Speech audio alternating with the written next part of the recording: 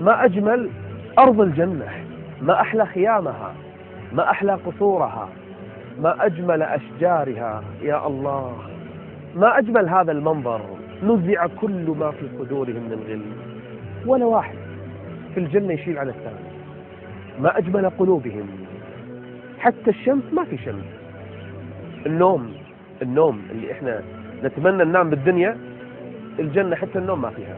طيب ليش؟ لأنهم ما يتعبون أصلا، لأنهم ما ينصبون أصلا. ليش ينامون؟ عشان ما ينقطع عنهم شيء من النعيم. كل وقتهم نعيم في نعيم، أكل وشرب وزوجات وقصور وأرائك وحرير ولعب وضحك وأحاديث وجمال منظر ورائحة جميلة ومجامر من الألوة ورائحة عبقة. كل هذا لمن؟ لأهل الإيمان. إنها الجنة التي طارت لها القلوب واشتاقت إليها النفوس. سؤال: كم سنة يجلسون في الجنة؟ هل يكبرون بالعمر؟ لا، أعمارهم ما تزيد أبدا. طيب شو يصير في أجسادهم؟ كل ما مضى الزمان ازدادوا حسنا وجمالا. الجمال يزيد كل ما عاشوا أكثر. طيب هم أصلا دخلوا بأجمل شيء كصورة القمر والكواكب، وكل ما عاشوا أكثر يزداد الجمال، والنعيم أيضا يزداد النعيم. كل ما زادت الأيام ازداد النعيم. طيب السؤال: لمتى؟ 1000 سنة؟ لا. 100,000 سنة؟ لا. طيب يعيشون 1,000,000 سنة؟ كافي على الصلوات اللي صلوها في الدنيا والعبادة اللي تعبدوها. 1,000,000 سنة كافي؟ لا، مو كافي.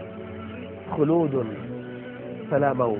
تقدر تتخيل شنو معنى خلود فلا موت؟ هذه الجنة بعض نعيمها ما ذكر. حتى موسى سأل: يا رب إذا هذا أدنى أهل الجنة منزلة، شلون اللي أعلاهم منزلة؟ قال الله عز وجل: أولئك الذين أردت ختمت كرامتهم بيدي فلم تر عين ولم تسمع أذن ولم يخطر على قلب بشر. أنهار الجنة، أشجار الجنة، كل شجرة في الجنة غراسها. شلون تغرس لك نخلة في الجنة؟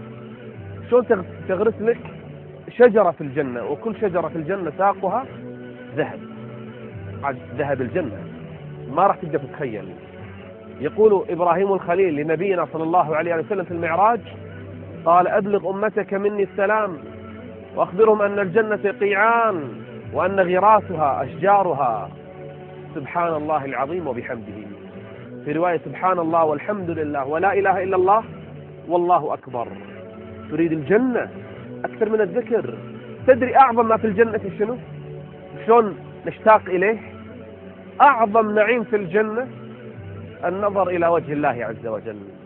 أعظم من الأنهار، من الثمار، من الحور، من القصور.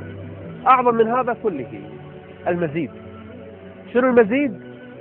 النظر إلى وجه الله عز وجل. تدري شلون تحصل عليه؟ صلاتين حافظ عليهم بإذن الله سترى وجه الله. صلاة الفجر وصلاة العصر. مو معناتها تترك الصلاة البقية، لا، لكن من حافظ على تلك الصلاتين بإذن الله سيحافظ على غيرها. فإن أراد الإنسان أن يرى وجه الله فإن استطعتم ألا تغلبوا على صلاة قبل طلوع الشمس وصلاة قبل غروبها. ما تسوى هذه الجنة. الواحد يقوم ساعات بالليل، يصوم نهار طويل، ما تسوى هذه الجنة. الواحد كل يوم يقرأ القرآن ويكثر من الذكر، ما تسوى الجنة شيئا من الصدقات. والله تسوى الواحد يموت أصلا في سبيلها. إنها الجنة، نسأل الله أن يجمعنا فيها.